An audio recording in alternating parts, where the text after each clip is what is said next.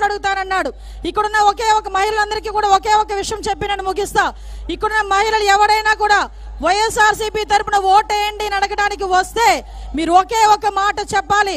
మద్యపాన నిషేధం చేసిన తర్వాతనే ఇక్కడికి వచ్చి ఓటు అడిగే హక్కు మీ అందరికీ ఉంది. ఓటు అప్పుడే అడగండి. అంతవరకు కూడా ఓటు అడిగితే చీపుళ్ళు ఇచ్చుకొని కొడతామన్న విషయాన్ని మాత్రం ప్రతి ఒక్క మహిళ కూడా చెప్పుకోవాల్సిన అవసరం ఉంది. ఈరోజు మహిళ బాధ వర్ణనాతీతం. పెరిగిపోయిన కరెంటు ఛార్జీల ధరలు, పెరిగిపోయిన నిత్యావసర వస్తువుల ధరలు, చదువుకునే పిల్లడు ఉద్యోగం రాక ఇంట్లోనే కూర్చునే పరిస్థితి, ఈరోజు భర్త బయటికి వెళ్ళి పని చేయాలంటే పని లేని పరిస్థితి, ఈరోజు బతకాలంటేనే విపరీతమైన భయపడే పరిస్థితి నుంచి ఈరోజు మన రాష్ట్రాన్ని మనం రక్షించుకోవాలన్నా, మన పిల్లల భవిష్యత్తు గురించి ఆలోచించాలన్నా, మహిళల రక్షణగా ఉండాలన్నా ఒకే ఒక నినాదం, అదే జై చంద్రబాబు నాయుడు గారు, జై తెలుగుదేశం, జై జనసేన.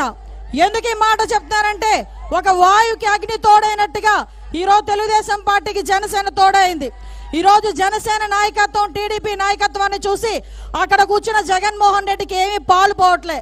ఏదో అంటారు కదా, గోరు చుట్టు మీద రోకలు పోడున్నట్టు చంద్రబాబు నాయుడు గారు, పవన్ కళ్యాణ్ గారు, లోకేష్ బాబు గారు ఒకవైపు నుంచి వాయిస్తా ఉంటే ఇంకొక వైపు నుంచి వాయించడానికి వచ్చింది ఎవరావిడా?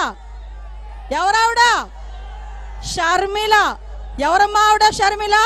జగనన్న వదిలిన బాణాన్ని అని చెప్పి ఆ రోజు ఇదే జగన్మోహన్ రెడ్డి సీఎం కావాలని రాజకీయ భవిష్యత్తు గురించి సుమారుగా 3200 కిలోమీటర్లు పాదయాత్ర చేసిన అతని చెల్లి ఈరోజు బయటకు వచ్చి ఎండగడుతుంది.